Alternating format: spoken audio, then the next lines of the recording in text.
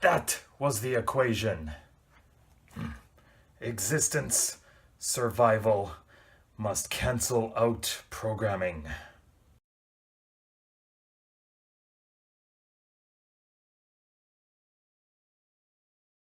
Hello everybody, welcome to JD's Journeys. My name is JD, and today we're looking at another episode of Star Trek The Original Series. Season 1, Episode 7, What Are Little Girls Made Of? Was kind of one of those creepy episodes, I thought. And it seems to focus mainly just on Kirk and Nurse Chapel. Also, one of the guest stars is Lurch. You see, I have a bit of a connection with Ted Cassidy. Well, not actually real connection, but when I was in school, we had school photos taken, and when my classmates saw my picture, the reflection of the light off my hair made it look like I looked like Lurch. So, for a very brief time, some of my classmates called me Lurch. Before I continue, I'd just like to let you know that there are spoilers in this. Also, I really appreciate all the interaction I have with my viewers, so please leave any comments below, and if you like the video, you can like and subscribe to see more. In this episode, the Enterprise goes to the planet X03 to check up on Dr. Roger Corby and his team. However, it appears that Nurse Chapel has a connection to Roger Corby. In the beginning, I said that this is kind of a creepy episode. And really it is.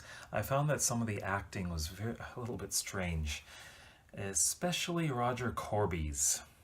Michael Strong's portrayal of Corby may have been intentionally creepy, but I'm not exactly sure. However, just the way he behaved was so strange. But it could also be the fact that he was now an android. But who knows? Since there was no Dr. McCoy in this episode, and Spock was left on the ship, we didn't have the usual banter between Kirk, McCoy, and Spock, so I really missed that part. Also, Majel Barrett's acting was kind of awkward as well. Just the way that she was acting very bashful when she was talking to Corby. I mean, that just seemed so unnatural. But I have seen her do the same thing as Lwaxana Troi in The Next Generation. The whole premise behind this episode was to basically replace humanity with androids. It was kind of a, eternal youth sort of thing. You wouldn't have to experience illness or death. You could just live out your life in an android body. However, I find this a very unlikely thing because you never get to have the joys of having children. You never get to have the joys of tasting food because you know what? The androids don't eat. I don't know, it just seems like there are a few things that we would be missing. You see, I love food, and I sure as hell would not want to go without my daughter. To be honest, this was never one of my favorite episodes. I understand that some people think that this was a very good one. I respect that. But I just didn't feel comfortable watching it that much. However, I think the one standout performance of this episode was Ted Cassidy as Rook. I mean, he really looks the part, he acts the part, and yeah, he was pretty good in this one. As you could see by my acting at the beginning of this video, I think he's better. Don't you think? Overall, I gave this episode a 3 out of 5 stars. It wasn't great, it wasn't bad, it was just okay. I didn't have many problems with it other than the acting, also the atmosphere. But we're going to get into that with the nitpicking up next. In the beginning, it wasn't actually easy to nitpick this episode. There were just no problems appearing at first, but then things started to appear finally. As I mentioned before, Chapel had this really weird smile while talking to Corby from the bridge of the Enterprise. It was just incredibly awkward. So bashful.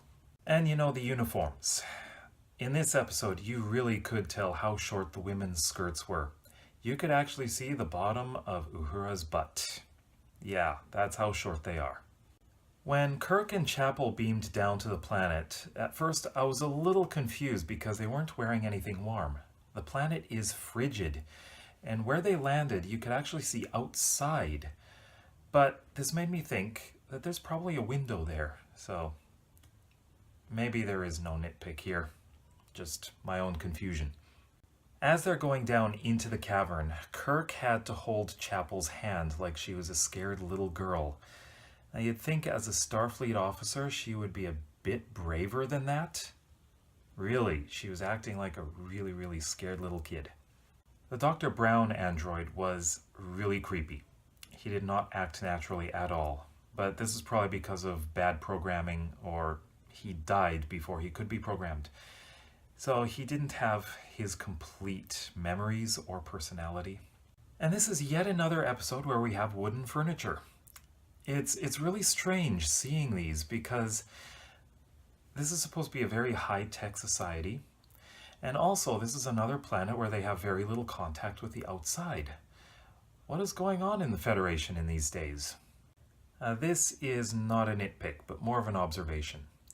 Andrea's outfit is actually really skimpy, but this shouldn't be a big surprise, really. This is pretty common in Star Trek, but this makes me think that her relationship with Corby is a little more than he is saying it is. And maybe this is just a little silly thing, but I just found the way Corby spoke was a little strange. His accent doesn't seem to match anything that's modern. However, there was something called the Mid-Atlantic accent way back in the mid-20th century. It wasn't exactly like that either. There was a pathetic little fight scene in this one as well. Kirk had to roll, or I don't think he had to roll. His roll was really awkward. But then Shatner isn't known for his action scenes. He's not that great of a stunt person, is he? The android creation process was, quite frankly, stupid. The blank android looks like a chunk of foam that is roughly shaped like a human. And then they're on this platform that spins. That's all that happens. And during this spinning, the original person and their memories are duplicated into the blank android.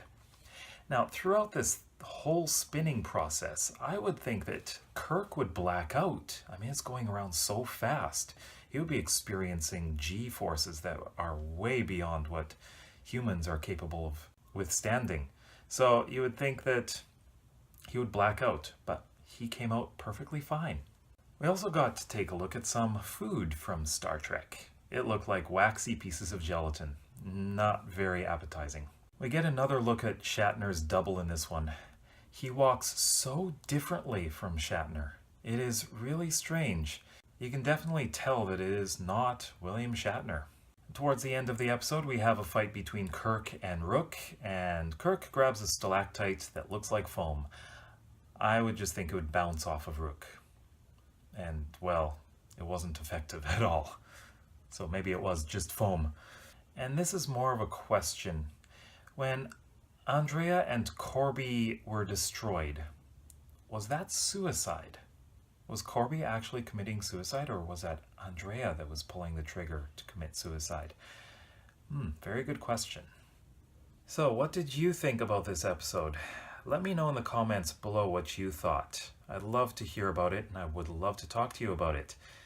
Also, if you liked the video, please give me a big thumbs up, and please subscribe.